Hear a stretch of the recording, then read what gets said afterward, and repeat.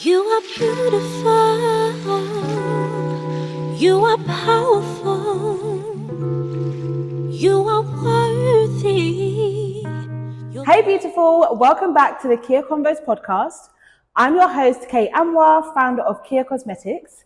And today we have the beautiful Candace. Thank you for having me. Thank you so much for coming. Candace is the founder of the Gynae Project and also the host of Womenstrual, the podcast. Absolutely. So good to have you down. Thank you so much for inviting me. This is so exciting and I'm excited.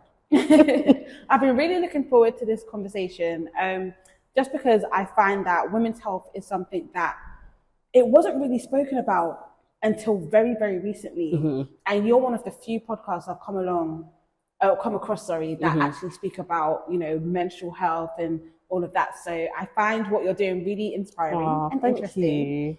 And yeah, I'm just looking forward to our conversation. Likewise. So as usual, I like to start off just asking about, who is Candace, your journey up until the point of starting, what you've been doing and things like that. So just share a bit about yourself. Where should I start? So what got me to the Gynae Project, I think I'll start with that, is actually, let me take it back a little bit further. Yeah. So I am Candace. I am inherently a journalist. So my actual career started off as a freelance journalist. Okay. So I used to write for Sky. I used to write for The Voice, Black Hair and Beauty. Oh, wow. And some other local newspapers, because I was really always been interested in storytelling. When people say, what do you think your purpose is? And I always believe in purpose themes as opposed to a purpose thing. Okay. Because I think your life follows a theme of things as you go along. And then once you start putting the pieces together, I feel like you're no longer held to deciding to just commit to one thing for the rest of your life, the end. Because when you understand what your themes are, you can do a bit of this, a bit of that, a bit of this, a bit of that, but it all ties into the same thing. So storytelling, I feel like, is my purpose theme. So a lot of my life has been centered around storytelling. So started off as a journalist professionally, but even just as a person and woman in the world, I actually started off as a dancer. Okay. So I started dance when I was 5, and then I danced consistently till I was 25. I know I don't look like I'm older than 25, but at all. I danced consistently to 25. So in a lot of ways, that was my first way of telling a story, like interpreting music, interpreting sound, and conveying a message to people. And then after that, I kind of went into the more creative corporate world. So my first job was actually at Sky after uni. I studied dance at uni. I also did a study abroad as part of that. So I went to Atlanta for my second year, which was a life-changing experience. Wow. Yeah. And then, as I said, I went into creative professional corporate space. So I worked at Sky. After that, worked at Soho House, and then worked at some other companies. One of the pinnacles of my career was absolutely working at Treasure Tress. Oh wow! So if for those that don't know, Treasure Tress is run by the gorgeous Jamelia Donaldson, who is also one of my best friends. So I'm going to plug her. Girl boss. And she's the ultimate.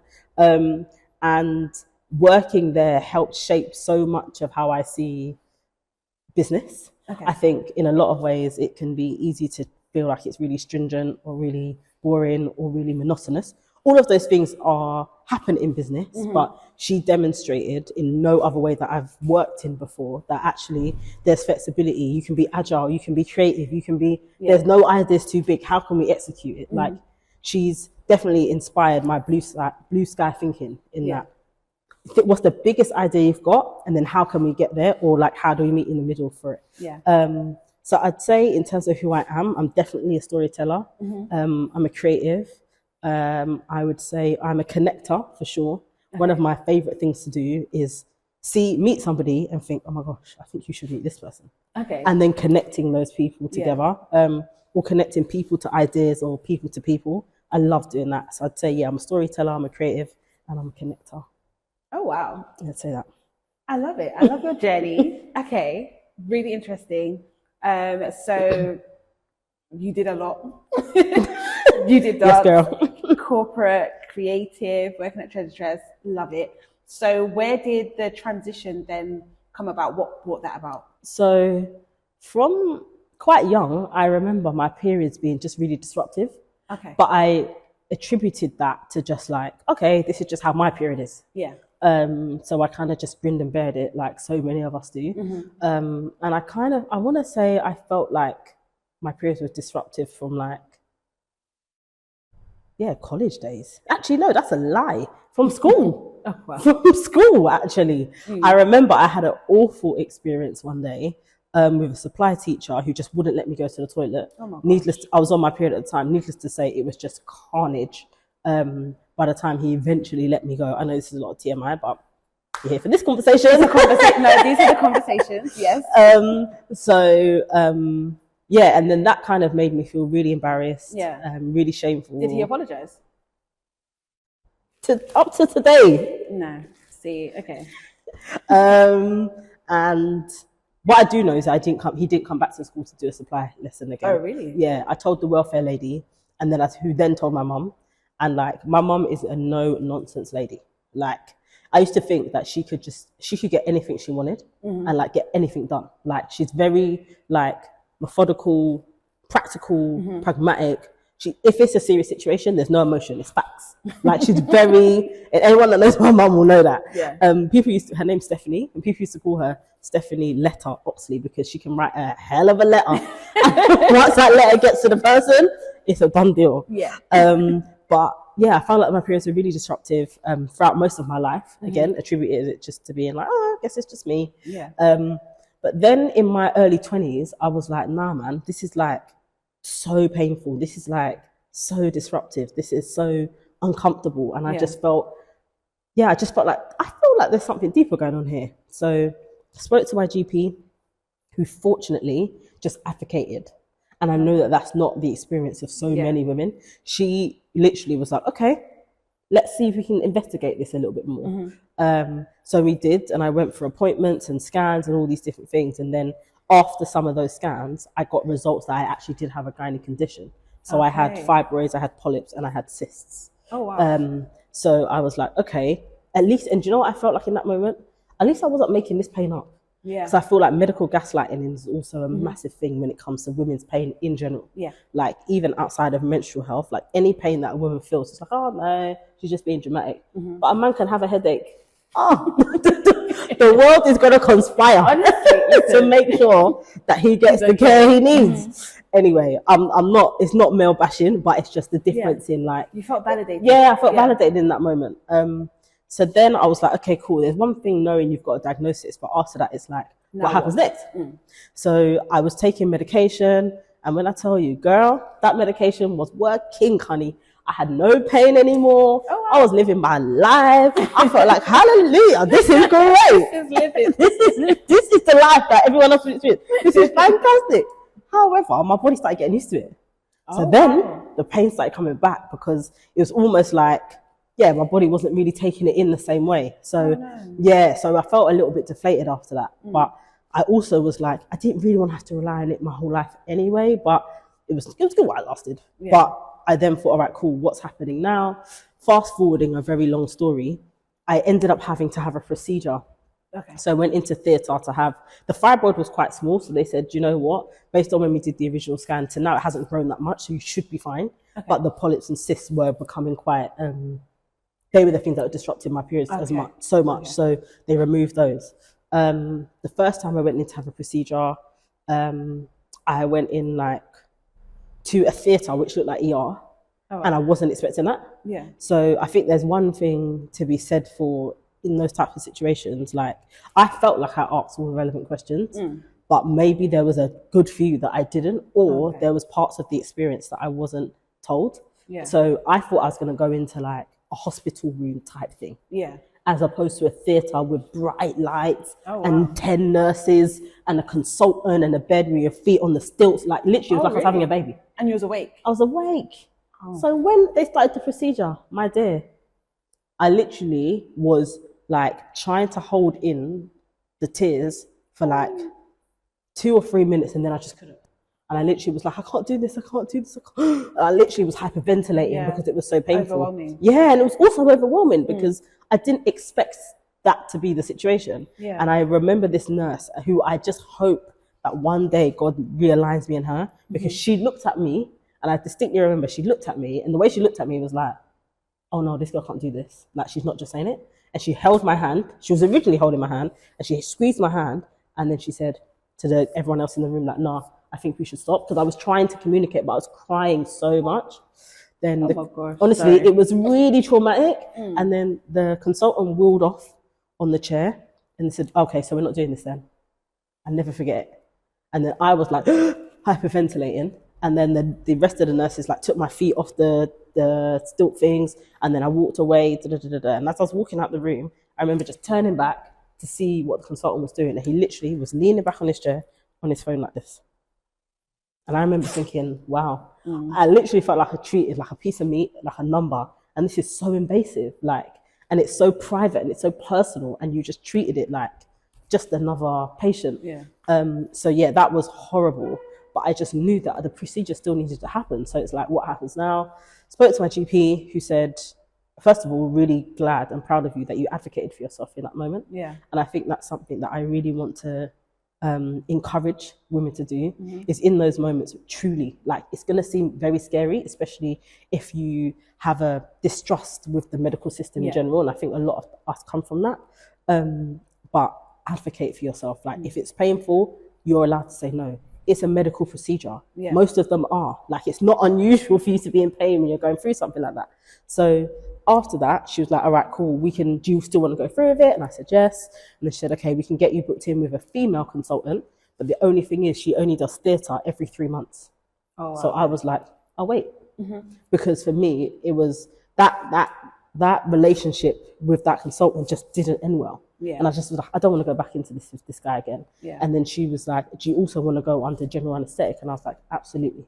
So that was an option? That was an option. Exactly. Oh, exactly. Okay. So then in that moment, I was like, why wasn't I offered that? Or at least local. Yeah. So fast forward 3 months, I then went into surgery again. And this time around, I actually went through the NHS, but the procedure was happening at a private hospital. Oh, okay. So I had a room with a shower and everything like that. It was COVID, so I couldn't bring anyone with me, but at least it felt more pleasurable in that moment. On that day, everybody that was doing anything to do with me came in and introduced themselves. The woman that was walking me from the room to the place came in and said, hi, my name's so-and-so, and I'll be walking you from here to theatre. Then the other girl said, hi, I'm so-and-so, and I'll be taking off your jewellery. Hi, I'm so-and-so, and I'll be reading your this. Hi, and then the consultant came in, and she said, hi, I'm Dr. da-da-da, and I'll be doing your procedure today. This is what we've put you in for. If we see anything that looks like this, are you happy for us to operate, or would you prefer not? Da-da-da. She went through it so thoroughly. I felt so much more, although I wasn't in control in the moment, I felt so much more in control of what was actually happening. So after that, walked me in, and I was wearing like the robe thing with your bum out and then that thing. It's just crazy, man. Anyhow, I went into an original room before I went into theatre this time, because last time I just walked straight into the theatre. This time I went into a room to get prepped. That's where they were going to give me the anaesthetic. Oh, okay. So that day, I think I had like pink nails or something. And the doctor was saying, he said, like, when we put the anaesthetic in your veins, you will literally be knocked out in no time. So, like, you won't have to worry about feeling anything. So I said, all right, cool, that sounds good to me. He put the anaesthetic in my veins, and then he was talking, and the first thing I thought in my head was, I can still hear him. He said I would be knocked out. It's not working. And then I got really panicked, and I was like, I can still hear you guys. I can still hear you guys. I was like, I can still hear you. I can still hear you guys. And then he was like, okay, it's not working. So we need to try like mask.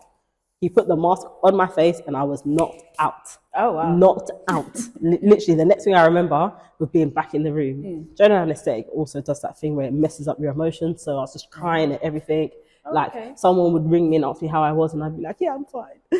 But I actually was fine. But I was just my emotions were just everywhere. Fast forward, after that experience, I thought, I wonder how many other women have gone through this process. Because from the moment I felt like something wasn't quite right to then, that was a 6-year process. Oh, wow. Yeah. So I was taking medication, living my life. Then it wasn't working. Then we tested again. Then I went to see a gynecologist. It was literally, to that moment, it took 6 years. And I thought, for any other medical and debilitating concern, you would not be expected to wait this long. No. And I thought, yeah, I wonder how many other women have waited this long. And also, like, why? And also, like, what are they meant to do in the meantime? Because unfortunately, after that procedure, my period got worse. Oh, wow. So it was like, I just felt deflated. Because I thought not even after all that in terms of the 2 procedures, trying to have it the first time, didn't happen, then the second time. But then we're now at 6 years and my period was worse. I was like... Was there any reason why it was? Do you know what? Where they had interfered in that area, a lot of my my endometrium lining was like torn. Oh. Yeah, so like I was like, my flow was heavier because there was more that was coming out. Okay. So that was like, yeah, not ideal. And like I was having to change like on the hour, which is like so ghetto. So like since I've been here, I would have had to go to the toilet already. And I know that is like some people's experience with different gynae concerns as well. So that in that moment, I just thought, after going through all of that, it's still not better. Was that like a temporary thing? Or? It was temporary. Yeah. Fortunately, I rang my GP and was like, look, like my period feels worse. Like what's going on? She was like, it's in layman terms, that area is sensitive now. So you're going to have more shedding and it will regulate. Okay. And it did regulate. Yeah. But the pain didn't go away. Oh. So I was like, this is so annoying. What can I do now? And I thought, do you know what? I think more than anything, there needs to be a community around this conversation. Yeah. Because I think community and safe space are the things that are kind of missing from talking about intimate issues. Yeah. And I felt like, after my experience, it'd be great to create that. So that's kind of where the Gynae Project was formed in a bid to create community and safe space around helping women and girls have improved and routine access to gynae care and education. It's a long story. That was, no, I'm so glad you shared the entire story. Obviously you missed out some bits, but I'm just shocked but not surprised at what you went through. I'm so sorry that you went through, especially the first initial... honestly, it's scary. I was like, oh my God, no. It's scary. That's just, okay. So I'm just going to put it back. Can you please explain the difference between a fibroid, a polyp, yeah, and a cyst? Yeah. So I want to caveat, I'm not a gynecologist, I'm not a scientist, but they're all kind of similar in their makeup. Do you know what? To make sure I get it actually right, I'm actually gonna share a definition from... While you're looking, what year did this happen? Because when I was preparing for you to come on, I was thinking back and I was like, okay, I didn't even know what a fibroid was until 2012. I was pregnant with my firstborn, Kiana, and I went to a scan and they said, oh, you've got a couple of fibroids. I was like, oh, what's that? They was like, oh, it doesn't matter. There's only a couple and they're really small. I was like, oh, okay. And that was it. I never heard about it again. Then did it affect your pregnancy or no? It didn't affect it because they were so small. And then for some reason, 3 years later, I was pregnant with my son. And it just came back to me. So I was like, oh, do I still have fibroids? And they're like, oh, no, we can't see any. I was like, oh, okay. But it was like, as I started to see more education online, I was like, but you didn't exactly break down what it meant, what it is, how it could have had an effect on the pregnancy, nothing. Like I just left as ignorant as I came. I just learned a new word. I obviously now I've got a lot more education on the matter, but I just thought a lot of education has come out very recently. Yeah. That was 12 years ago. Yeah. Wow. Well, 13 years ago. Yeah. But it's mad because like it has to be, especially with this, I feel like because it's a period is something that typically a woman experiences regularly, it isn't considered, if it's disruptive, it isn't considered a concern because, maybe it'll regulate next month. Yeah. But actually, if you were having a reoccurring headache month after month after month after they would month find after it month, highly concerning. Exactly. And as much as your period is a natural process that a woman's body goes through, like there are some things, like some doctors say that your period shouldn't be painful at all. Some doctors say that in light of like the shedding, that is a somewhat painful experience. So it's about the level of pain, but then it's like, is there a metric or a scale to acknowledge like, all right, cool, this, if you're number 6, it means it's really painful, but if you're number 1, it means it's not. And then who defines that? Do you know what I mean? So there's no actual...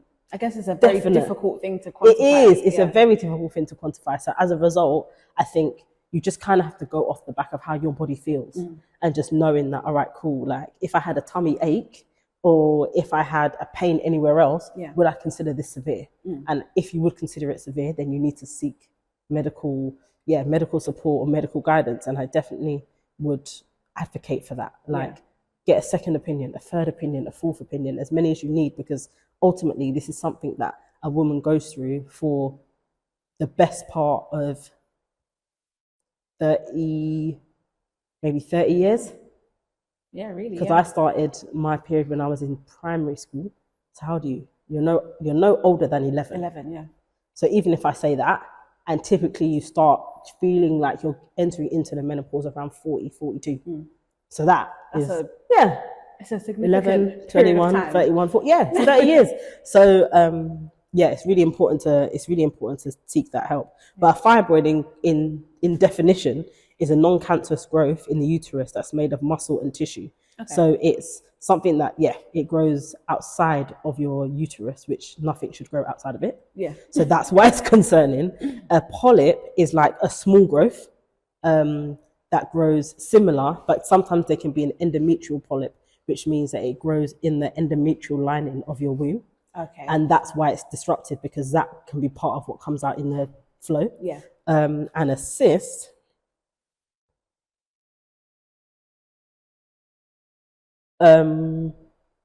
is a lump that is filled up with fluid underneath the skin.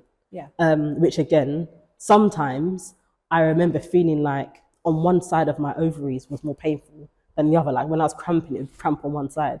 And then when I went to do my scans, they could tell me that my cysts and my polyps were on that side.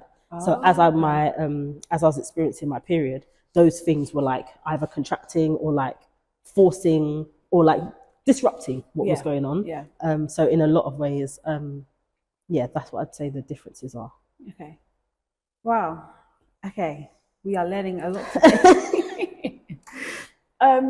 So since starting, what is your mission? I think you've communicated it, but what is your mission, and what have you seen just in having certain conversations with people are common themes that people are coming against and they just don't have the resources or the education about? So our mission is, in short, to give women and girls improved and routine access to menstrual care and education. So I chose improved and routine as words for our mission specifically because I don't want to say to give women the perfect, because every woman's experience is very different. So for me, as long as it's improved by what they currently experience, by way of understanding more, which is where the education comes in, or care, so they actually get signposted to medical professionals or gynecologists or other people in the space who can provide like context and community and just advocate. And routine, for me, because your period is so routine, for me, the care and education also has to be just as routine. So we have to be like learning and understanding this on a regular basis in order for us to really be able to act on what we've learned. And your second question was, what am I seeing? So the Gynae Project, as much as we launched with an event, I actually introduced it to the world with a survey. Because when I was looking for answers, I didn't see any. And ultimately, like, information comes from data, and data, like, the numbers don't lie. So although I launched the Gynae Project with an event, I actually kind of launched it into the world with a survey. And based on the stats that have been pulled out so far, 78.9% of women and girls would consider their periods an inconvenience, a nuisance, or a cause of anxiety. And that's a huge percentage of women who would consider their period any of those things. Shout out to the girlies, to the, what does that make it? 21.2% of women who don't think that. God's favourite. Honestly, but to those women, like in a lot of ways, the Gynae Project is designed to change that narrative for them. Yeah. Because again, like as I've mentioned, because it's something we experience so regularly, I'm like going through like something that feels like an anxiety, like an inconvenience, like a nuisance every 28 days ish is like, it's just too treacherous, man. There's enough things in life that are going to cause anxiety or be a nuisance or be an inconvenience. So it's like, how can the Gynae Project design education and care funnels to help women like change that narrative for themselves? What else has been interesting that's come out? I don't remember the stat off the top of my head, but actually 68.3% of women don't know of a local gynecologist in their area. Now, I asked that question. I don't know one. Right. I asked that question in a survey to amplify the fact that they're there, but they're just in like not alleyways, but like the shortcut to your local town or in a small place. I'm very, very, very aware that the amount of gynecologists versus the amount of women who need the care is like this. Wow. Like at the moment, just under 700,000 people on a waiting list to see a gynecologist. Like there's not 700,000 gynecologists in this country at all. So at this moment, that gap is going to continue to widen. Yeah. So for me, the Gynae Project is a way to try to support those women in the gap. While they're waiting. Yeah, exactly. Yeah. While they're waiting. So exclusively, actually, I'll give you an exclusive. I'm actually launching a newsletter, specific newsletter called The Waiting Period. And essentially, it's a way to provide information for women and girls to help them on what they can be doing while they're waiting. Yeah. Like events they can be going to, books they can be reading, things they can be doing lifestyle-wise. Because for me, even launching the Gynae Project with a spin class, that was intentional because I know that anything that like helps your vitality overall is naturally going to have an effect on your menstrual cycle. Yeah. So doing something active with your body, like I'm not a big on like you need to exercise, but you just need to move your body. Yeah. Like I come from a dance background, like any chance I can get to a dance class, I'm over there. Yeah. So it's like if you like dance, if you like swimming, if you like yoga, if you like Zumba, if you like boxing, if you like spin, if you like hit, any of those things that you can commit to regularly, you will see a difference in your menstrual. And there's other things like what you're eating, your mindfulness, your quality and length of rest. Like I think that's not something that's talked about enough in terms of like not only going to sleep, but actually having a deep sleep and getting to all the different levels in your sleep. Yeah, your sleep hygiene. Your sleep hygiene, like that regulating that also helps. It also helps with weight loss, which I didn't know. Oh. So if you sleep for 8 hours, you're less likely, 7 to 8 hours, you're less likely when you gain weight, for it to like sit on your body. Oh, really? Yes. Good to know. Honestly, I was like, I need to get to sleep. Because for all these years, I've been like, I'm like inherently a night owl. So like I will stay up till 2-3 o'clock doing something and wake up at 9 as opposed to wake up at 6. Yeah. But knowing that you could just have that length of sleep and actually see a difference in your like body and not only how you feel but how you look, it's testament to like all of these lifestyle things that can actually help you while you wait. And I want to advocate for the while you wait piece. Yeah. It's not in some cases and for some women it actually has reversed conditions, significantly reduced conditions. Yeah. There's actually kind of a namesake for us. Her name's Candace. And her name's spelled Candice. Okay. She's American. A hybrid of us. Yeah, literally the hybrid of us. She posts a lot about her life with PCOS and how in a lot of ways in changing her lifestyle, she's been able to reverse her symptoms. She was able to fall pregnant and she was able to have a beautiful baby girl. And now she's like back to like getting her life back on, I wouldn't say back on track, but back to where she feels comfortable. Yeah.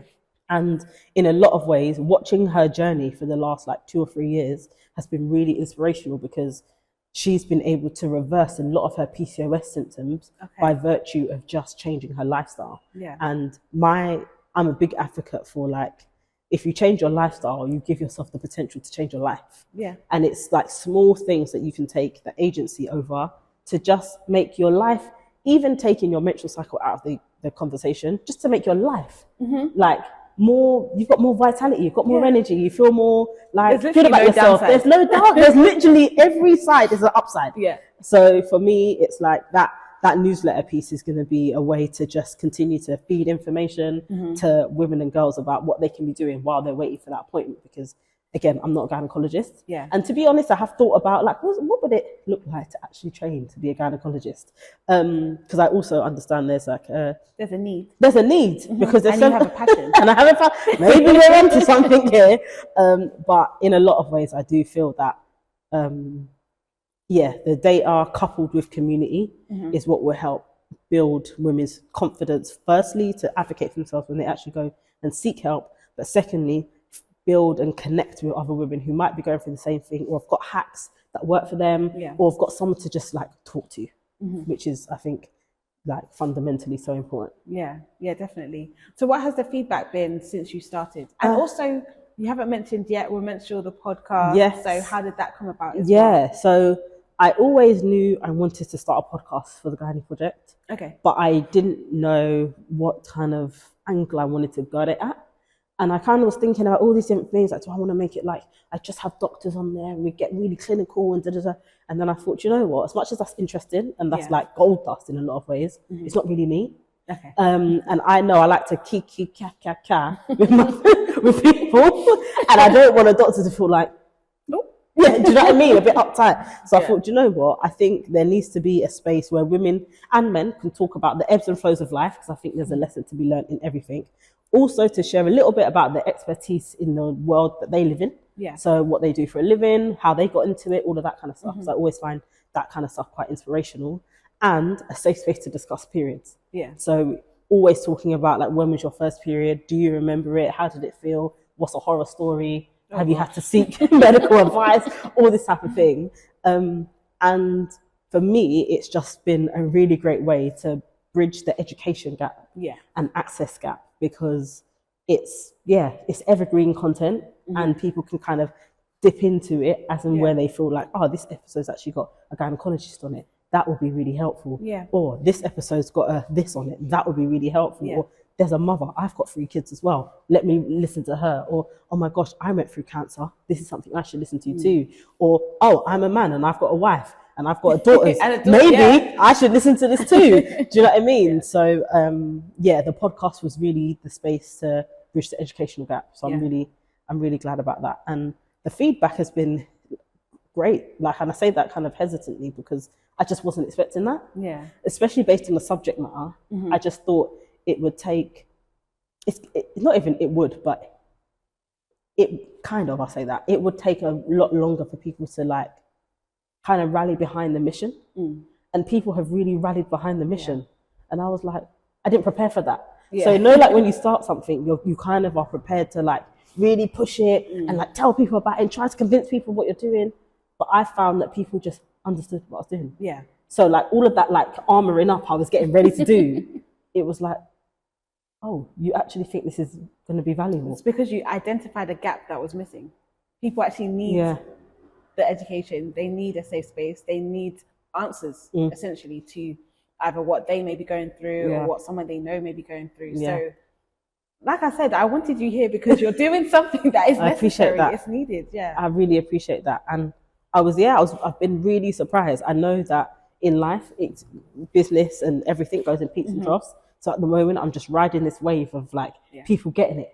I know that I'm going to come to a point where someone doesn't, and I'm going to have to convince that person and like convince this person and stuff. But right now, I just feel really grateful and really appreciative of all the women who have like reached out to even come on my podcast. Yeah. You're next, by the way, if you want to. the seat's ready for you. When you're ready, the seat's ready for you. And yeah, I just feel like, wow, I think I'm actually, you know that saying, be the change you wanted to see. I feel like sometimes I think, oh wow, I think this is doing that. Oh, that's beautiful. I think this is doing that. Yeah. Yeah, I love it. Yeah. So what are your plans? So you've got the newsletter coming out. I'm looking forward to that. I'll be signing up. Yes, please. More events as well? Yeah. Depending on when this comes out, I'm actually planning for an event in March. Okay. So for International Women's Month, like for women's health businesses, that's like Christmas. Yeah. So like wanting to do something then. And then after that, I actually, because at the moment I'm a one-woman band. Okay, yeah. So, and I work full time. So I'm mindful of my own capacity. And I said to myself, this thing will not kill me, you know. I promise you guys. I promise you guys. I promise you guys. I feel like at this stage in my life, I'm like very intentional about the pace of things. Yeah. Like when I started, I said, I want to run this thing at a pace I can sustain from the beginning. Yeah. Even if it means it takes me a year longer to do something that someone else was able to do in 3 months. Yeah. But my life and my mental and all my other things are intact, I'll take that option. Yeah. Like, I don't know why we have been conditioned to feel like we're racing against life. Yeah. And it's going to manifest and like open up however it's due to. So, events, I feel like something's clear. It's 55. 55, yeah? Okay. I'll make it super quick. So events, and then, an event in March, and the podcast to keep going, and then the next event will be the 1 year anniversary, which is in June. So, yeah, I reckon I kind of keep myself open to other opportunities that might come to me. Yeah. But for this half of the year, that's what's in the pipeline. Oh, I love it. I'm really looking forward to watching you grow and seeing what comes about it. I really appreciate that. Changing gears slightly, I know we have to wrap up. What does self-care mean to you? It actually now means fulfillment. Oh, wow. So it doesn't actually just mean the like sitting at home, listening to like my favorite artist and like journaling or lighting a candle. Those things are self-care for me. Yeah. But it also means like doing things that make me feel fulfilled. Okay. And that includes like going to see my godchildren and just letting them, one child sitting on my lap, another child want to climb on my head, another child although it seems like chaos, I feel so fulfilled when I'm with them. It also means like just sitting on the phone with a friend for 2 hours, chatting about life and no topics off the table. Like she rings me about one thing, the next thing we start talking about politics, we start talking about self-care, then we start talking about what new car we're going to get, then we're going to start talking about what did you eat, then we're going to start talking about, do you know what, where I'm from, talking about the Caribbean, then she's from, like all of those things for me make me feel really fulfilled. And self-care for me is anything that makes me feel that. I love that. Yeah. So it's been a long, hard day, super stressed. You get home, what are you doing to relax? The first thing I'm doing is putting on something comfortable, like houseware for sure. Like whether it's like my onesie or like something woolly and cozy. And I'll actually just ask Alexa, I got an Alexa. Okay. I feel like I'm very late to the party. I don't have one, so. But I just find it so efficient. So I'll just ask her to play like a favorite artist of mine, which is usually Alex Isley. So she's like a soul singer. And I'll just ask her to play that. And I'd actually just like sit with myself for like 10 or 15 minutes, just to like de-stress from the day, the commute, everything, and then I'm going to eat.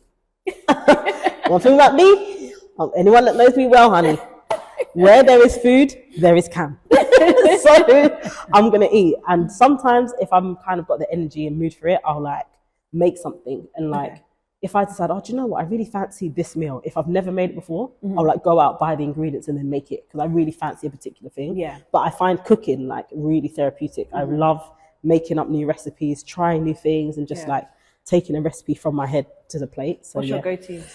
Excuse me. At the moment, I would say maybe, oh no, I feel like a coughing fit's coming. Oh no.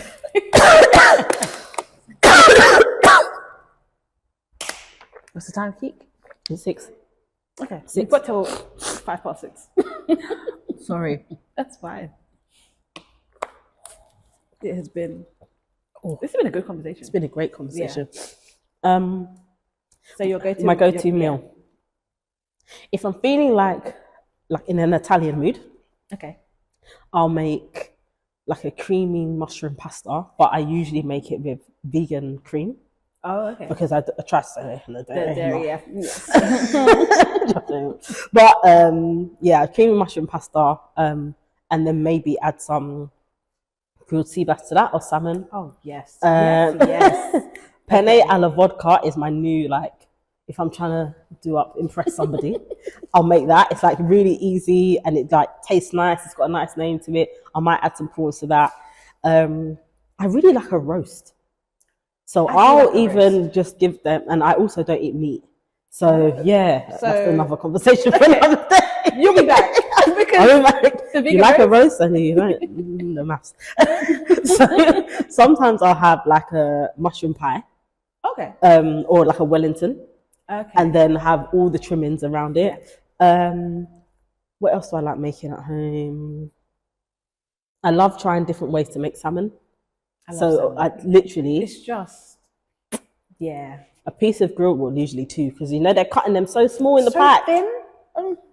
So now I have to eat both in one sitting. So it just gets all expensive now. So something like that with... what do I usually like that with? Maybe mash. Okay. I actually did like, greens, mash, and salmon, but I plated it. Sometimes I feel like I want to have a luxury experience at home. And why not? So I plate it like it's in a restaurant. So I put the greens on the bottom, the mash on top, and then the salmon on top, and then I made like a hot barbecue sauce. And then I drizzled it from the top, and it all dribbled down. And I was like, why not? It just makes the eating of it, all the flavors from the top to the bottom. I said, yeah, this is nice. I love that. Yeah. I love that for you. Why not? Nice. Why not? Yeah. I do that at home sometimes. I'll put the rice in the bowl. Why not? Oh, why not? Why not? Why not? We could do I'm actually going to do that. I'm actually going to do that tonight. Yeah. I'm going to plate up nicely. I'm going to plate up nicely tonight. Yeah. That's self-care. That's self-care. That is self-care. Thank you so much for coming down. You. I love this conversation. Thank you. It's been so good, so fulfilling, so educational. I'm going to go home and just look at your resources and educate myself better, because I have 2 children that are female that are coming up. My son, but I have 2 female children that are coming up. So I think what you're doing is great. Thank you. I look forward to seeing a book in the future. Wow, I haven't thought about that. I feel like it's coming. It will be coming. Oh, wow. Off the back of the news, I can see it for you. So thank you so much. Thank you. Let our viewers know where they can find you. Yes, I shall. But first of all, thank you. Thank you for having me. Thank you for starting this space. Starting something new is never easy. No. And it takes a lot of courage and commitment. So I want to commend you. Thank you. But where people can find me, so the Gynae Project is spelled THE, and then Gynae is GYNAE Project, and that's it everywhere. So I'm really proud to say that when you Google the Gynae Project, my business is the first thing that comes up. We love that for you. So the SEO works sometimes, but so it's the Gynae Project on TikTok, Instagram, and our website. And you can sign up to our newsletter on our website. You can be part of our research on our website, and then you just keep up with everything that we're doing on socials. Okay, perfect. And where can we find you? Oh, me too. I am Canned Goods on everything, actually. So that's spelled CAND and then GOOD. I'm even writing it, man. CANDGOODS_. I was thinking, do I need to change that? Does it feel childish? I don't know, but I like it for now. So it's Canned Goods on all socials. Perfect. We'll have everything linked below so you guys can check it out. Check out her work. Be sure to follow and check out We're Menstrual, the podcast as well. Thank you. Yes. For plugging. Always. I hope you guys enjoyed this episode and found it useful. Let us know any key points that really resonated with you in the comment section below so we can keep the conversation going. That is it for today's episode. We'll have another one out next week, Sunday. So be sure to subscribe if you haven't already to check that out. And I will see you guys in the next video. Take care and stay blessed. Bye. Bye.